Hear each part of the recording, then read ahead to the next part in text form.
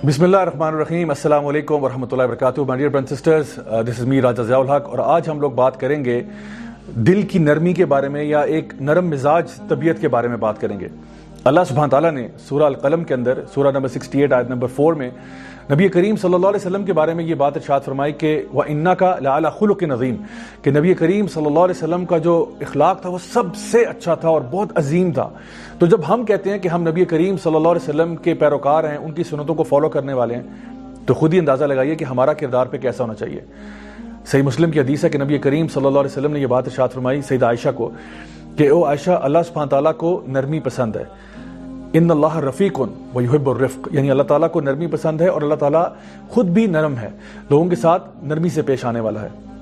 एक और जगह पे हमें ये बात मालूम है कि जब अल्लाह ताला किसी से खैर का मामला करते हैं किसी शख्स के साथ, तो उसको दीन का फ़हम अता फरमाते हैं। लेकिन मुस्नद इमाम अहमद की हदीस के मुताबिक जब अल्लाह सुब्हान ताला किसी फैमिली के ऊपर खैर का मामला करते हैं, तो उस पूरी फैमिली के अंदर एक नरम मिजाजी का ज़ौक़ और शौक़ पैदा कर देते हैं।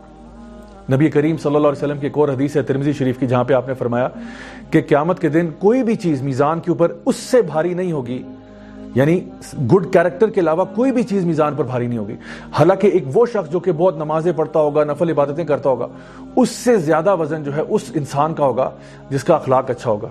ये बात की जा रही है मुसलमानों की, जो कि दोनों माशाल्लाह नमाज पढ़ने वाले हैं, परहेज़गार लोग हैं, लेकिन एक जो है वो नफली नमाजें बहुत ज़्यादा पढ़ता है और एक जो है वो नफली नमाजें तो बहुत नहीं पढ़ता, लेकिन उसका मिजाज बहुत अच्छा है, उसका अखलाक बहुत अच्छा है। तो जिसका अखलाक अच्छा होगा उसका पलड़ा भारी होगा। एक और जगह पर नबी करीम सल्लल्लाहु अलैहि वसल्लम ने ये बात इरशाद फरमाई, तिरमिज़ी की हदीस है कि दो चीज़ें हैं जो एक मुनाफिक में एक साथ नहीं हो सकती। यानी एक मुनाफिक इंसान है, उसमें दो चीज़ें एक साथ नहीं हो सकती, एक अच्छी पर्सनैलिटी और दीन का फ़हम। यानी ये मुमकिन है कि एक इंसान मुनाफिक है, उसकी पर्सनैलिटी बहुत अच्छी है लेकिन दीन का फ़हम नहीं है, अल्लाह से दूर है।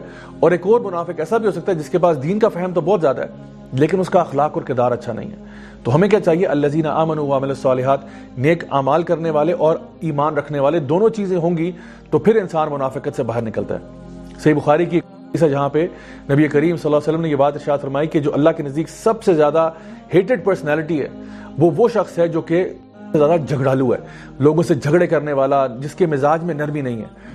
अबू दाऊद की हदीस के मुताबिक आपने फरमाया कि मैं तुम्हें जन्नत का वादा करता हूँ। अब देखिए नबी करीम सल्लल्लाहु अलैहि वसल्लम जो है वो कह रहे हैं मैं तुम्हें जन्नत का वादा करता हूँ अगर तुम झूठ बोलना छोड़ दो, हत्ता के मजाक में भी, और जन्नत में सबसे ऊंचा मकाम का वादा करता हूँ अगर तुम्हारा किरदार सबसे अच्छा हो। अब आप खुद ही सोचिए कि अच्छा किरदार अपनाना ये हमारे लिए कितनी बड़ी नेसेसिटी है अगर हम चाहते हैं कि हमें जन्नतुल फिरदौस में आला मकाम मिल सके। थोड़ी सी एग्जाम्पल्स अगर आप रोज़मर्रा की ज़िंदगी में देखें तो अंदाज़ा लगाएं कि मिसाल के तौर पे जब हम गाड़ी चलाते हैं और हम ड्राइव कर रहे होते हैं, हमारे आगे से कोई हमें गलत कट करके चला जाए, कोई इंसान हमें पीछे से हॉर्न बजा रहा हो, तो हम उसके साथ कैसे डील करते हैं। ये मैं आपको छोटी मिसाल इसलिए दे रहा हूँ ताकि हम अपना जायजा लें कि क्या हमारे अंदर नरमी है या नहीं है। ये सोचिए कि अगर कोई शख्स आपका काम खराब कर दे, उसके साथ आप कैसे पेश आते हैं। आप किसी जगह पर गए, वेटर आपके साथ अच्छे तरीके से पेश नहीं आया, आप उसके साथ कैसे डील करते हैं। घर में अगर आपके मुलाजिमीन हैं, उनके साथ आपका क्या रवैया है। स्कूल के, कॉलेज के, यूनिवर्सिटी के जमादार के साथ आपका क्या रिलेशनशिप है।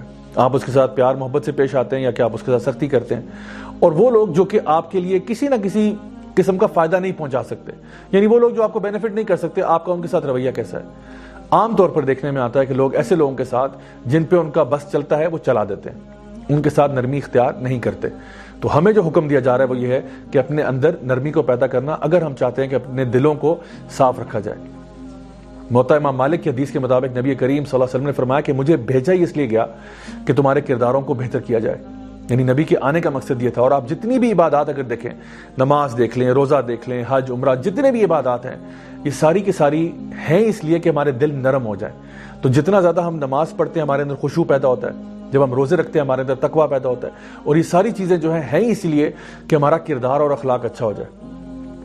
अनस बिन मालिक रज़ियल्लाहु अन्हु जो है नबी करीम सल्लल्लाहु अलैहि वसल्लम की खिदमत में 10 साल उन्होंने गुजारे, और बुखारी और मुस्लिम की हदीस में वो ये बात इरशाद फरमाते हैं कि मैंने नबी की खिदमत में इतना अरसा गुजारा और एक दफ़ा भी मुझे नबी करीम सल्लल्लाहु अलैहि वसल्लम ने उफ तक नहीं कहा, और कभी मुझे ये नहीं कहा अगर मैंने कोई काम करना था और नहीं कर पाया तो आपने नहीं पूछा कि भाई ये क्यों नहीं किया, और अगर कोई काम मैंने नहीं करना था और मैंने कर दिया तो ये नहीं पूछा कि ये क्यों किया जब मैंने मना किया था।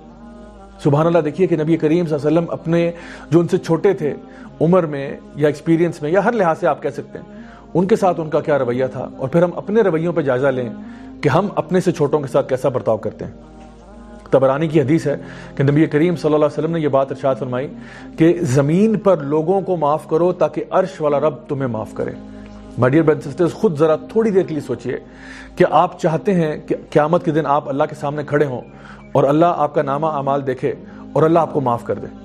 اگر آپ چاہتے ہیں کہ اللہ ڈسپائٹ دا فیکٹ کہ ہم سے بہت غلطیاں ہوتی ہیں، بہت کوتاہیاں ہوتی ہیں، اگر آپ چاہتے ہیں کہ اللہ تعالیٰ آپ کو معاف کر دے تو پلیز دنیا میں لوگوں کو معاف کرنا سیکھیں۔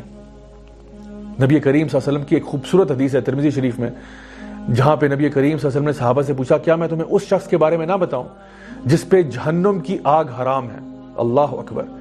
نبی کریم صلی اللہ علیہ وسلم پوچھ رہے ہیں کیا میں تمہیں اس شخص کے بارے میں نہ بتاؤں جس کے اوپر جہنم کی آگ حرام ہے؟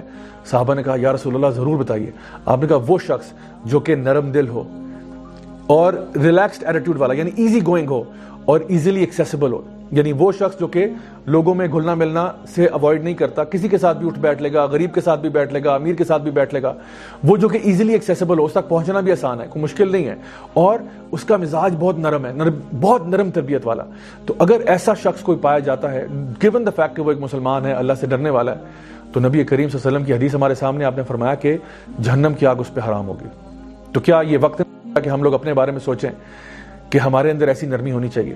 ترمذی شریف کی ایک اور حدیث ہے جہاں پہ نبی کریم صلی اللہ علیہ وسلم نے یہ بات ارشاد فرمائی کہ تم میں سے، یعنی مسلمانوں میں سے بہترین لوگ وہ ہیں جن کا اخلاق سب سے اچھا ہے، اور ان میں سے بھی سب سے اچھے وہ لوگ ہیں جو اپنے فیملی کے ساتھ سب سے اچھے۔